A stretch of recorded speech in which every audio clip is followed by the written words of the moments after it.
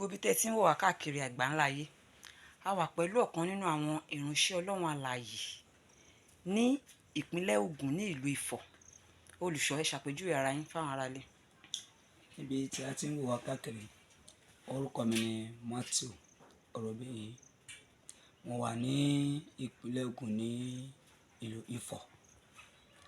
Ibẹ̀ ni orí ìjọ tèmi wà. Ẹ ṣé gan. Olùṣọ́, wọ́n máa ń sọ pé ìjọ aláṣọ funfun tó máa ń ṣe ètò ọ̀pọ̀lọpọ̀ ìgbà ní ètò yìí kò yí àwọn èèyàn. Ẹ jọ̀ọ́, kí ni ìtumọ̀ ètò nínú ìjọ aláṣọ funfun?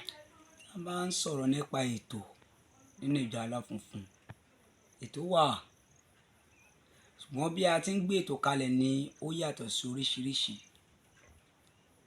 Ètò ṣíṣe nínú ìjọ aláfunfun ó jẹ́ nǹkan tí ó ran àdúrà lọ́wọ́. Òtítọ́ ni Jésù sọ wípé nípa àwẹ̀ àti àdúrà kò síṣẹ́ ìyanu kan tó lè ṣẹlẹ̀. Ṣùgbọ́n ká rántí wípé nígbà tí Jésù fẹ́ yájú afọ́jú lọ́jọ́ kìíní àná tó sọ fún ìránṣẹ́ pé kí ló fẹ́, ó lóun fẹ́ ríran.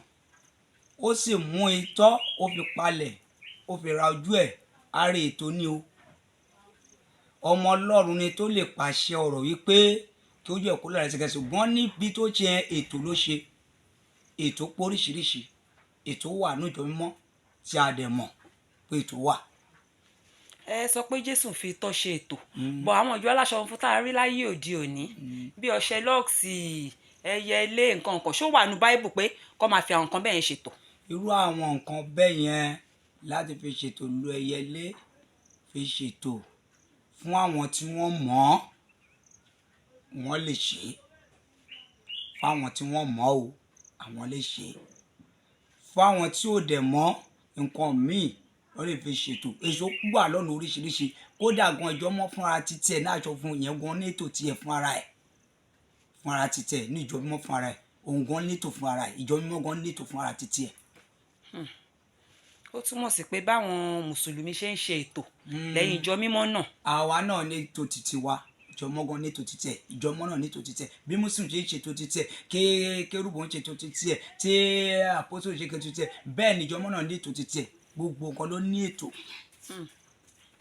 Nínú ìjọ mímọ́. Tí bóyá àwọn èèyàn, àwọn míì wọ́n wà labroad, wọ́n kojú ìṣòro lóríṣiríṣi, ọ̀nà dí fún wọn, nǹkan kan. Ṣé tó bá rí pé látọ̀hún bí táwọn wà yẹn àwọn fẹ́ wá ṣètò lórí fóònù, ṣé máa ń ṣe fáwọn èèyàn? Kò síbi tí afẹ́fẹ́ Ọlọ́run ò dé, kò dẹ̀ síbi tí ọ̀rọ̀ Ọlọ́run ò dé. Kò sí ènìyàn ní ayé tí kò ní ẹ̀jẹ̀ àti omi lára. Kò sí ibi tí wọ́n lè wà lórí mẹ́rin àgbáyé tí wọ́n ò lè rí ètò ṣe. Àyè orí fóònù ní orí, kò síbi tí wọ́n lè ṣètò. Ṣé máa sẹ́ǹdì ẹ̀ sí wọn ni pé bóyá ẹ fẹ́ ṣiṣẹ́ fún wọn? Wọ́n bá ṣe fún wọn lè sẹ́ǹdì ẹ̀.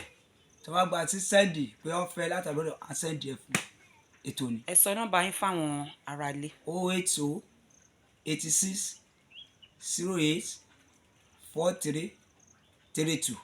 Sáìdì bó lẹ wà nípínlẹ̀ Ògùn? A wà ní sáìdì Ifọ̀.